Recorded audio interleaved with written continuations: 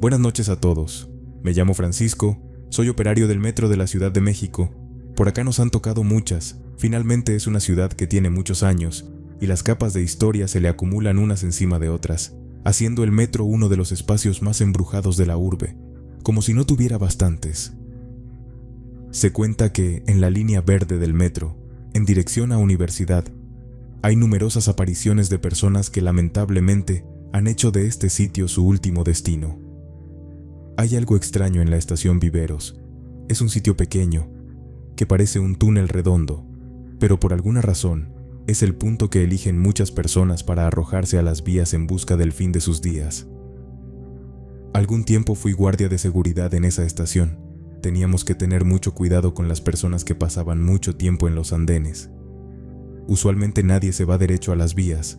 La mayoría contemplan las posibilidades por un largo rato hasta que les gana el peso que llevan en el corazón y se deciden.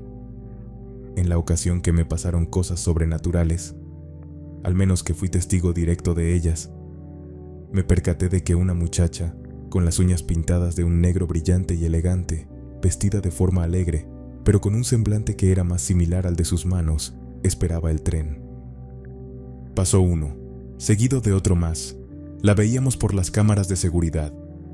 Eran los últimos vagones del día, de forma que me pidieron que bajara para asegurarme que la mujer no era una víctima más de los demonios que cada uno lleva en la cabeza. Caminé el trecho que quedaba de escaleras al punto. Desde el inicio del recorrido noté que se sentía un frío sobrenatural en todo el túnel. De hecho, las gotas de agua que usualmente caen con cierta parsimonia por los laterales de las paredes redondas estaban congeladas en su punto, cosa que jamás había visto que pasara en una estación antes. Seguí avanzando con cierto recelo. Pronto llegué a los andenes, pero ya no veía a la mujer. Le pregunté por radio a los compañeros si habían visto algo, pero ellos dijeron que no, que en el momento justo que había cruzado el umbral al túnel, en un parpadeo desapareció la dama. Me pidieron buscar por todos los sitios, cosa que hice a regañadientes. Comencé a caminar por el ancho del andén para ver pistas, y entonces me di cuenta que ella estaba corriendo por las vías en dirección contraria al tren. Enseguida informé de la situación. Los compañeros me dijeron que mandarían apoyo de inmediato, pero que empezara la persecución. Llamaron a los operarios para suspender el flujo de trenes y que no nos mataran a ambos. Tomé mi linterna. Estaba temblando por la adrenalina que sentía. El túnel estaba completamente oscuro. Apenas el haz que llevaba en la mano podía iluminar el vapor que me salía de la boca. Los pasos que daba la chica resonaban con fuerza, como si quisiera que la encontrara. Supuse que era el último llamado de su cabeza porque alguien le ayudara a domar a sus pensamientos oscuros. Grité para ver si me contestaba algo o al menos se detenía. Le dije que tenía muchas razones para vivir, que por favor hablara con la gente que era experta en eso. Teníamos varios voluntarios que la iban a ayudar, pero lo único que me contestó fueron los golpes de sus botas contra el metal de las vías. Aceleré el paso hasta que noté que ella estaba parada viendo al piso.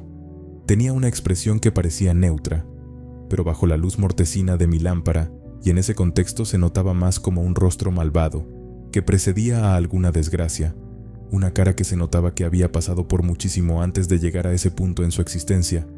Me acerqué con cuidado para no espantarla, pero cuando me tuvo a una distancia cercana giró la cabeza. Su expresión era de desconcierto total. Trataba de hablar, pero de la garganta solamente le salió una miríada de moscas que se dirigieron directo a mí, haciéndome retroceder. Luego ella gritó con una voz que era más parecida a la que relatan que tiene la Llorona a la de un ser humano. Con eso salí corriendo de ahí. Por mi vida, mi instinto no daba para más. Sentí que detrás de mí venía corriendo el ente, tratando de llevarme de vuelta a la oscuridad. Pero en pocos segundos, la adrenalina hace maravillas por la velocidad. Me encontré en la luz de los andenes y en compañía de mis muchachos. Al verme en ese estado, enseguida me preguntaron qué estaba pasando. Cuando les conté, me dijeron que entráramos en el túnel en grupo. Contra mi voluntad lo seguí.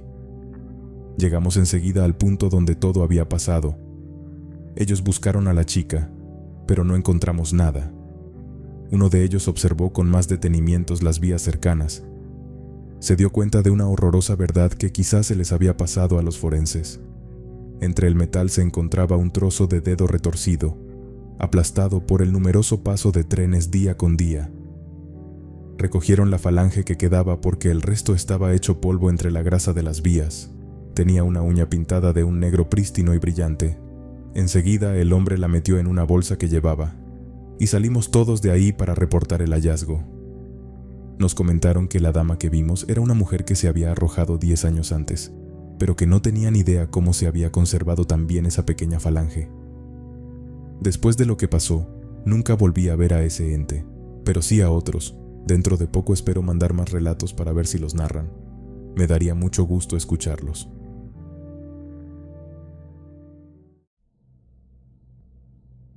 Hola a todos, me llamo Rosa, tengo 28 años y he usado constantemente el tren ligero de Guadalajara, como ya lo ampliaron bastante. Me queda súper bien para el recorrido que hago todos los días. Usualmente lo tengo que tomar muy temprano o muy tarde, así que casi siempre está medio vacío. En una de esas ocasiones me pasó algo que les quiero contar y espero que puedas narrarlo. Era una mañana común. Hacía mucho frío porque era enero y todavía se sentía el aire helado del invierno. Como todos los días emprendí mi camino y al llegar a la estación, noté que un grupo de mujeres, todas ya mayores y vestidas de negro con un velo sobre la cabeza, estaban hablando en la puerta del tren. No quise pensar mucho más que eran unas señoras religiosas. Todavía es común ver ese tipo de personas por las calles que quieren vestirse de forma modesta, además de que estaban junto a unas bancas, de forma que seguramente estarían descansando antes de ir a alguna iglesia. Caminé al andén y esperé con paciencia el paso del tren. Las pantallas anunciaban que llegaría en 1 minuto. Estaba pensando en mis cosas cuando me di cuenta que las mujeres estaban paradas a unos pasos de mí. Pensé que era extraño porque no había registrado que nadie bajara cuando estaba en el andén. Pero el vagón llegó rápido. Me subí y fui a sentarme. Me esperaba un recorrido largo. Me sentí observada. Levanté la mirada para buscar la fuente de esa incomodidad y me di cuenta que eran las mujeres. Sus ojos llenos de cataratas, o al menos eso pensaba que eran por el tono lechoso de sus córneas, me estaban señalando mientras murmuraban cosas que por la distancia y el tono no alcanzaba a escuchar. Sentí un escalofrío cuando una de ellas se levantó de su asiento. Enseguida algo dentro de mí me dijo que tenía que escapar de eso, que no era seguro, que no era natural. La voz del tren anunciaba que en pocos segundos se abrirían las puertas para dar la salida a la estación del centro de la ciudad, con lo que me preparé para bajar. Pensé que sería mejor fingir que no me iba hasta que las puertas estuvieran a punto de cerrar. Sentía cómo las gotas de sudor bajaban por mi frente mientras tensaba los músculos, listos para saltar como un resorte a la salida en busca de la libertad ante esos seres que ya iban caminando a un paso lento y pausado que me permitió notar que sus cuerpos estaban deformados por la muerte misma. Sus manos tenían llagas enormes llenas de gusanos. De la boca a algunas les escurría pus, mientras que el resto de su anatomía se partía entre el hedor de la tumba y la putrefacción propia de los entes provenientes del más profundo averno. En el primer tono de la salida me levanté de un salto. Una de las ancianas alargó la mano para tomarme de la ropa, pero falló por mi reacción súbita. En el segundo ya estaba junto a la puerta rezando porque abriera mientras otra extremidad me tomaba del cabello, jalando hacia atrás con fuerza inusitada para el tamaño y contextura de las ancianas. En el tercero corrí fuera del vagón sin importarme dejarles un mechón de mi cabellera entre los dedos. Grité como loca, pero alcancé a dar unas zancadas lo suficientemente buenas como para librar el peligro. Uno de los agentes de seguridad fue a detenerme antes de que me hiciera más daño. Me preguntó qué había pasado. Le expliqué como pude, pero estaba en tan mal estado que no podía coordinar bien a bien mis pensamientos. Con lo que entendió, voceó por radio a las otras estaciones para que vigilaran ese tren y dieran con las ancianas. Después de todo lo que habían hecho, podría calificar como agresión. Mientras tanto, el hombre trataba de calmarme en lo que venía una de las guardias femeninas a tomarme la declaración. Me la pasé ahí varias horas hasta que escuché por la radio, sin que los guardias lo quisieran, que no encontraron nada en el tren y que las grabaciones solamente me mostraban corriendo, así que buscarían remitirme con un paramédico para saber si no me hacían falta medicamentos. Como no quería pasarla confinada el resto del día, me escabullí como pude entre la multitud y regresé a casa por el transporte colectivo. Ya por ahí, le platiqué a mi suegra todo lo que pasó. Ella estaba consternada por verme tan temprano en la casa sin que me diera un motivo demasiado aparente. Cuando terminé mi historia, la señora me tomó del hombro y me dio una medallita de San Benito. Me contó que había tenido un encuentro con seres de ultratumba, almas que buscan quitarle la vida a la gente joven, sobre todo, así que esa joya me serviría de protección, puesto que las ancianas ya tenían mi cabello. Era probable que no abandonaran tan fácil a la presa. Me advirtió que no me la quitara para nada, ni para bañarme, o ellas podrían encontrarme enseguida. Asentí y estaba tan asustada que seguí su consejo. Claro, conforme el peligro parecía lejano, dejé de cuidarme tanto de la experiencia paranormal que había tenido, y meses después me quité la medallita para irme a una fiesta con la que no combinaba bien el collar. Pensé que no pasaría nada, pero esa misma velada, esta vez al lado de mi esposo, vimos al grupo de ancianas, alargando sus dedos cadavéricos en busca de nuevas personas que pudieran suplir su incesante necesidad de energía para nutrirse y lograr sus fechorías con éxito. Después de eso siempre me dejo puesta la cadenita con la medalla del santo bien puesta, incluso cuando me piden para cosas oficiales que me la quité. Alego que es parte de mi religión para que me dejen en paz. Cualquier cosa con tal de que no se me vuelvan a acercar esas cosas, porque mujeres no les puedo decir.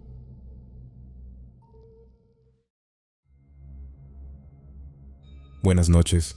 Quisiera contarles un relato que me sucedió mientras tomaba la línea azul, conocida como línea 2, del metro, acá en México. Como trabajo hasta tarde, siempre procuro alcanzar el metro.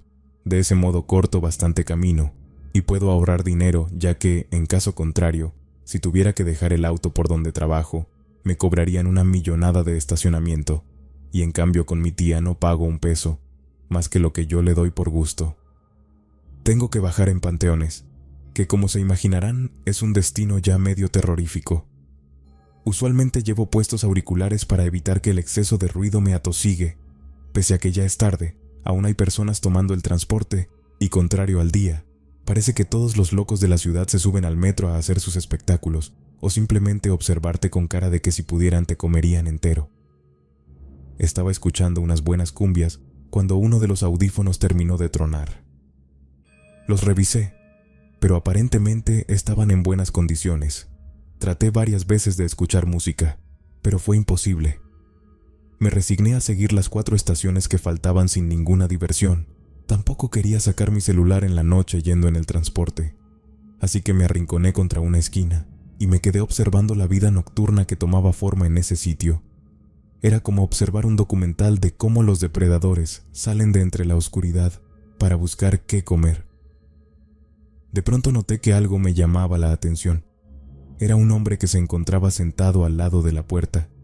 Estaba totalmente derecho. Tenía puesta de ese tipo de ropa como antigua que te pintan en las películas.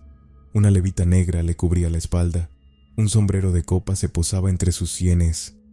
Creo que lo que me llamó la atención fue la forma poco natural en que se movía, como si se tratara de un videojuego viejo o de alguna película en blanco y negro que por el número de fotogramas limitaba ampliamente la fluidez de la motricidad.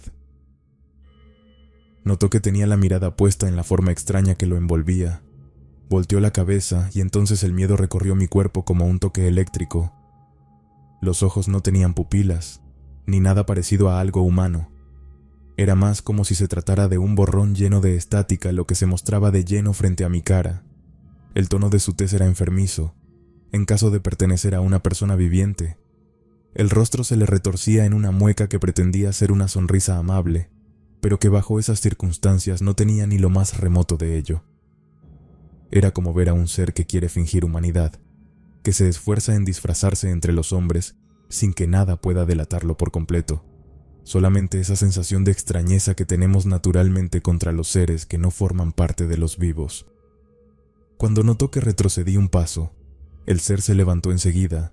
Ahora sus movimientos, aunque cortados por la falta de vitalidad, se notaban rápidos con la intención de alcanzarme de un par de zancadas, y lo habría logrado, si en ese momento la puerta del vagón no se hubiese abierto Estaba en la estación Tacuba, me faltaba un paso para llegar a mi destino, así que decidí esperar el siguiente tren. Al menos me quedaba uno antes de tener que animarme a caminar por ese rumbo que está medio peligroso. Pensé que el ser se iría con el transporte, pero mientras estaba esperando, noté que el hombre que vi en el vagón estaba parado sobre las vías con una mirada que se encontraba fija en mi persona. En ese momento sentí el terror porque no había nadie a mi alrededor que me pudiera ayudar. Quise correr a la salida, pero recordé que esa estación ya estaba cerrada por el lado que quería tomar. Las rejas me impedían salir a la bendita calle que estaba a un golpe de piedra de distancia. Comencé a gritar aterrorizado, mientras el ente se movía en 4 puntos, dispuesto a llegar a donde me encontraba, y quién sabe qué hacer con mi pobre cuerpo mortal. Los crujidos antinaturales de sus dientes y miembros tenían un eco estremecedor en medio de esa soledad que me aterraba. No tenía forma de defenderme o de hacer cualquier otra cosa que pudiera librarme de las garras que se extendían en mi dirección, chirriando contra el piso de la estación del metro.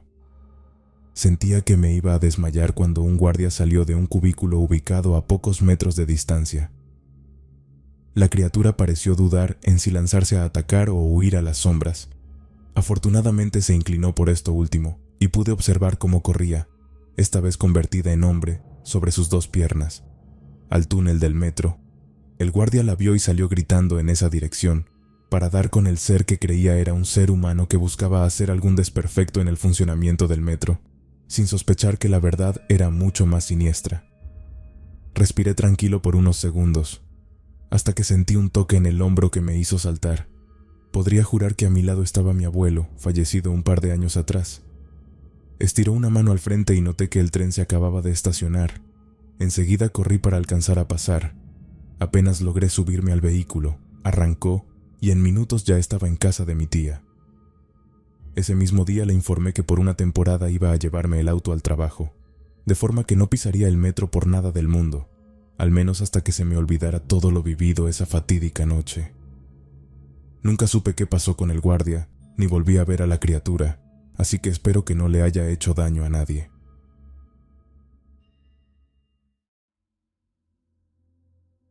Saludos a todos los suscriptores del canal. Soy una de las tantas usuarias del metro de la Ciudad de México, que últimamente ha tenido montones de accidentes y demás, cosa que ya de por sí asusta, pero ahora les vengo a contar algo muy extraño, que me sucedió en una ocasión en que me fui por la noche a tomar el transporte, luego de ir a un café con una amiga en el centro de la ciudad. Tomé la estación de Zócalo, que se ubica en el mero centro de la ciudad. Conforme bajé las escaleras grises, ya hasta curvadas de tanto uso que tenían. El olor a humanidad acumulada me pegó en la nariz, combinada con la humedad que traía la lluvia. Bajé sin tomarle demasiada importancia, y entré en ese monstruo subterráneo. Me di cuenta de que en el mismo andén había una figura extraña, por la poca cantidad de gente que estaban tomando el vagón. Me di cuenta de que un hombre muy alto, envuelto en una especie de manta, con la cara sucia de polvo y la mirada perdida, se encontraba esperando tomar el transporte.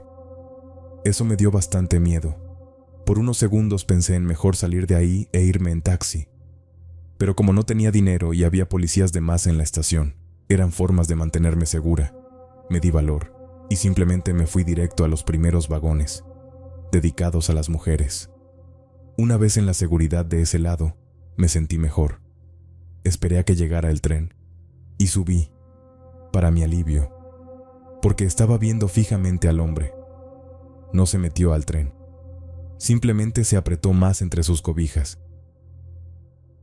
Respiré tranquila, pasaron unos momentos y luego bajé de la estación para ir rumbo a la línea dorada. Justo al colocar mis pies en el andén, noté que el mismo hombre estaba en el mismo sitio donde lo había visto al subir kilómetros antes. La piel se me erizó completa. Me di la vuelta para ver a las otras personas que simplemente me vieron con cara de ¿vas a bajar o no? Salí del tren sin más remedio porque venían varios usuarios atrás. El color de la cara se me desvaneció cuando el hombre se acercó en mi dirección. Tenía los ojos desorbitados. El rostro revelaba un terror indescriptible.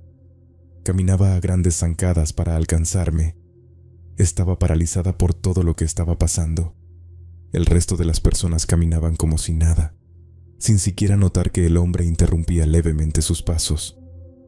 Cuando estuvo a la altura de mi rostro, pude ver que tenía las ropas muy sucias, como llenas de polvo de cemento, y estaban rasgadas, así que la piel y el cabello en las mismas condiciones.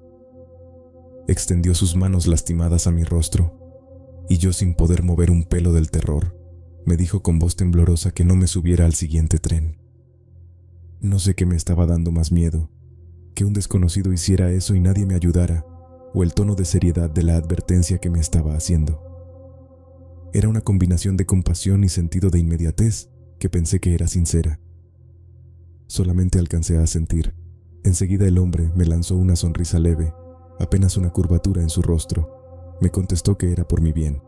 Me besó la frente como si me conociera y salió corriendo en dirección del vagón que estaba a punto de tomar. El resto de las personas no notaban su presencia. Asustada, salí de ahí y pese a que no quería gastar dinero en transporte, mi cuerpo entero me decía que debía hacerle caso a esa persona, que tenía que moverme a donde él me había dicho, o las consecuencias serían horribles. El estómago me dolía muchísimo. Cuando llegué a mi casa, mi madre me recibió gritando en una mezcla de enojo y alegría total. Me besó los cabellos, las mejillas, me abrazó y comenzó a llorar sobre mis hombros. Me sentí muy extraña, tanto que no pude evitar que lágrimas también corrieran por mi cara. Mi papá me esperaba en la puerta, también me abrazó fuerte, como si no me quisiera dejar ir nunca.